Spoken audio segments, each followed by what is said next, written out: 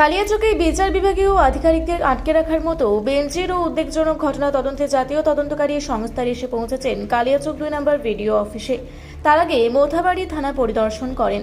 এই মুহূর্তের বড় খবর, মালদার মোথাবাড়ি কাণ্ডের তদন্তে মোথাবাড়িতে পৌঁছলো এনআইএ টিম। শুক্রবার বিকেলে টিমের তদন্তকারী অফিসাররা প্রথমে মোথাবাড়ি থানায় পৌঁছান, এরপর থানা থেকে মোথাবাড়ি ভিডিও অফিসে যান বলেই খবর। উল্লেখ্য, গত বুধবার ভোটাধিকার রক্ষার দাবিতে আন্দোলনকে কেন্দ্র করে মালদার মোথাবাড়িতে চরম উত্তেজনা তৈরি হয়।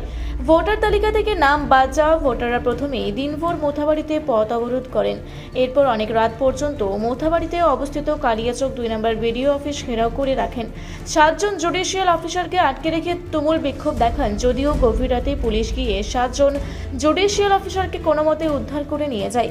এই ঘটনায় দেশের সর্বোচ্চ আদালত সিবিআই বা এনআইএ তদন্ত করার নির্দেশ নির্বাচন কমিশনকে, যার পরিপ্রেক্ষিতে নির্বাচন কমিশন এনআইএ এর হাতে তদন্তভার তুলে দেয়। আর তদন্তভার নিয়ে শুক্রবার বিকেলে মালদার মোথাবাড়িতে পৌঁছান জাতীয় তদন্তকারী দলের অফিসাররা।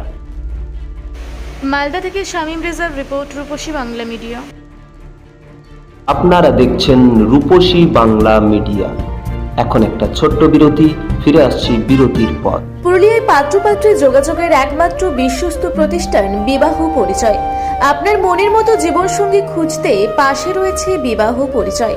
তাই আর দেরি না করে আজই যোগাযোগ করুন বিবাহ পরিচয়। Municipality commercial complex, 2nd floor, Chaibasa road, opposite PWD office, Purulia. Mobile নম্বর 9232440272।